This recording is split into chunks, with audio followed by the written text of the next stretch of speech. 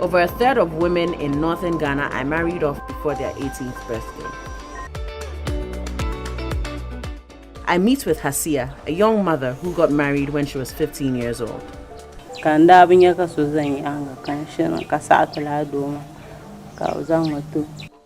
Salmu, a community leader, speaks on behalf of girls like Hasia. She's been lobbying the chiefs to speak out against child marriage. And backed by the Girls Advocacy Alliance, she's making progress. Those of us who are in authority as chiefs have to do the talking. What we are battling with in Northern Region is single diagnosis about our social system. And that single diagnosis is nothing but religious misinterpretation and cultural misapplication. That is all.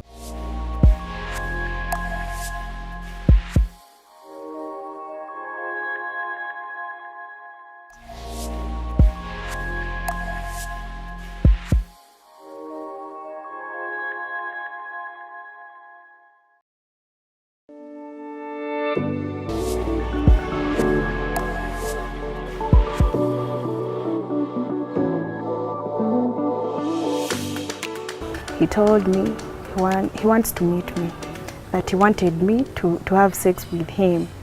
I told him that, no, my dear. Then he told me that if at all you don't want to have sex with me, then you won't get your salary.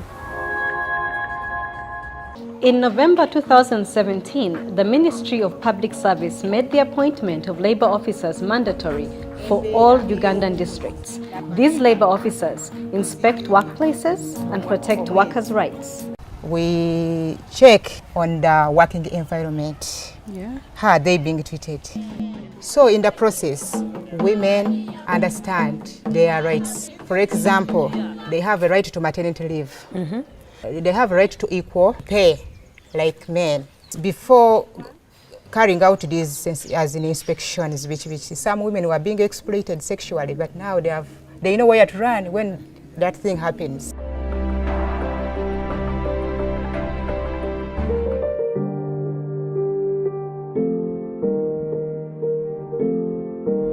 I got pregnant when I was 14 years old. I'm 20 years old and my child is 5 years old. We had a meeting under Girls Advocacy Alliance. From the training I got there, I came back to the village and formed my group, Girls Advocacy Group. And the group consists of 50 girls, the adolescents and the young mothers like me. We do table banking. We save by ourselves, then we borrow the money again to empower us economically. Kupitia GAA, niliweza kuwa identified na Plan International, nikapata sponsorship hapo, nikapelekwa kwa Vocational Training Institute. Sasa naendelea mbele na masomo yangu ya electrical installation.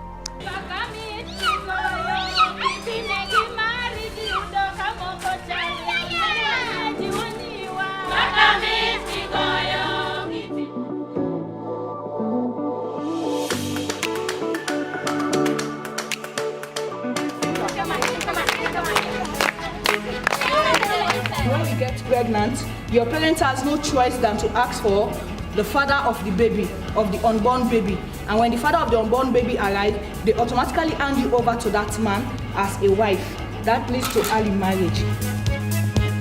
I have a 9-year-old son by the name Kashon, and I was 17 when I had the baby. That's one of the reasons why I decided to join the advocacy, because I'm also a victim of teenage pregnancy.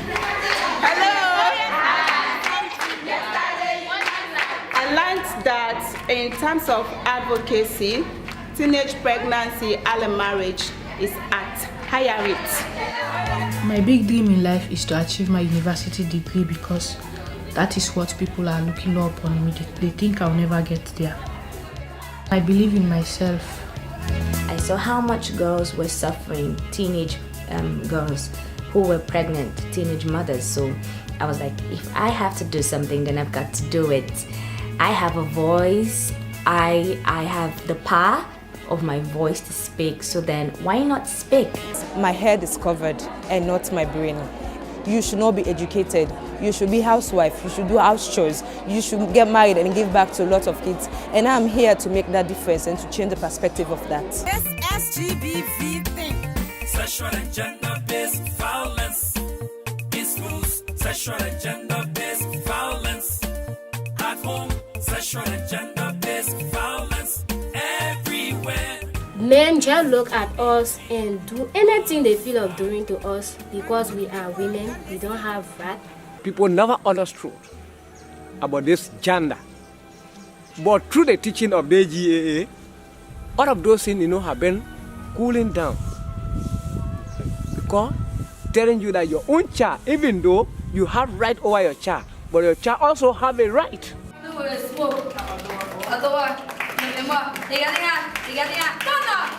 GAA make women so proud of themselves. All of the communities that our partners work in, they were able to transcribe community bylaws and print them into booklet forms, and they were signed off by community members. They would be able to continue to guide the communities to do away with gender-based violence, child marriage, ensuring that girls remain in school, to ensure economic empowerment for girls at the end of the day. My good people, you're listening to me, especially the men them. Let us treat our girls and young women with respect and dignity. Amen.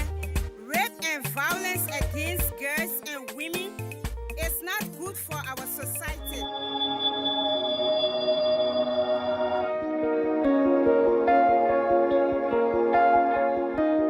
የሆነ ቀን ከቤታችን ሰው መጥቶ ቤተሰቦችን ሲጠይቅ እህቴ ሰምታ ለኔ ወራች።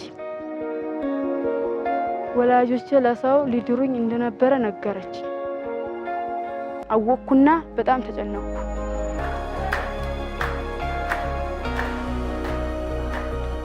ከዚያ በኋላ በጣም ተጨነቅኩና በወረቀት ስሜን ጽፌ ሳጥን ውስጥ ከተትኩ። መምህሬ ወረቀቱን አነሳና አክስቴን ቤተሰቦችን እንድታናግራት ጠየቃት።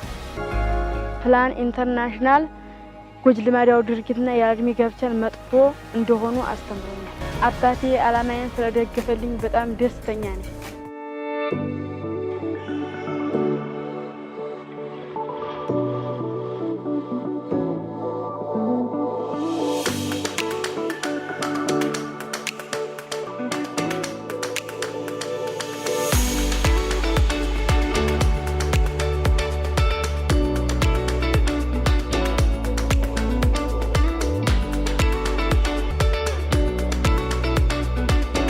Thank you so much for taking time of your very, very busy schedules to come and join us in this visual validation meeting of the first ever Maputo Protocol Scorecard and Index. And this is really exciting for us. At the continental level, the African Union Commission, the regional economic communities, the government, have made significant progress toward advancing the human rights of women as they have produced instruments that are integrated into national laws. As the African Commission, we have a mandate to ensure that states report on the Maputo Protocol. And having a tool of such a nature, I think it's very important.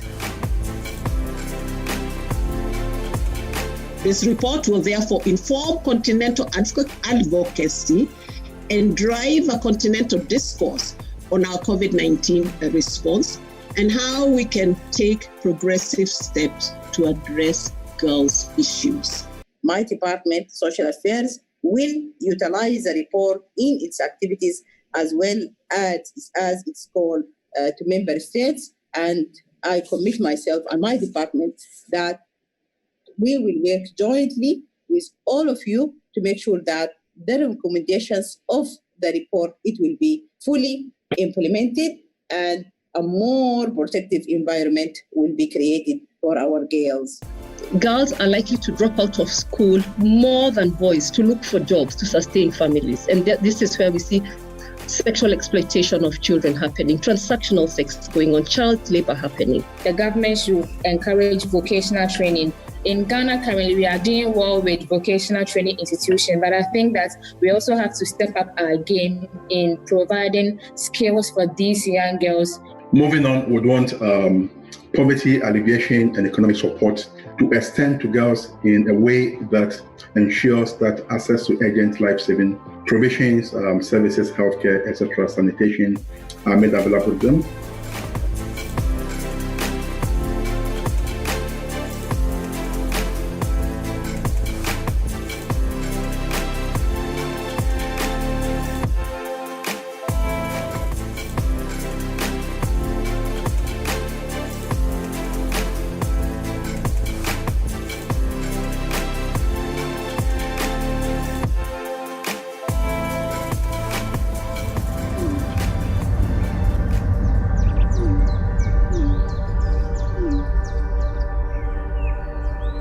Women continue to challenge social disparities through influencing change of policies.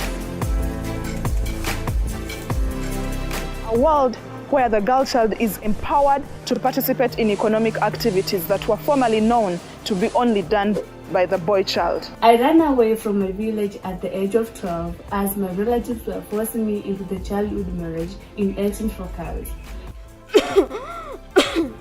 Don't sit in silence as we heard. The report is launched. It is a report that covers almost all aspects of the law and covers the laws and regulations and policies of all governments in Africa.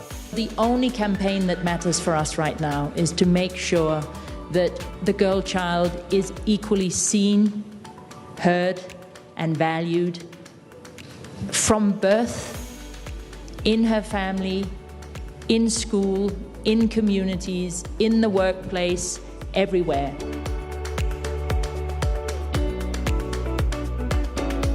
Today has been a successful day, and it has been a great experience stepping into the shoes of the Ambassador Lisa. Takeover program is fantastic. It gives young women like Virginia and Stephanie and Seta a chance to showcase the skills that they have. So far I've chaired 2 meetings, and the takeover is really educative to us as advocates and other girls out there. And this will motivate us girls, that girls can also have this position, higher position, and I know girls and young women, we can also make it. Our voices are actually being heard and put into action. The future is female, the future is now. Let us support the girl child.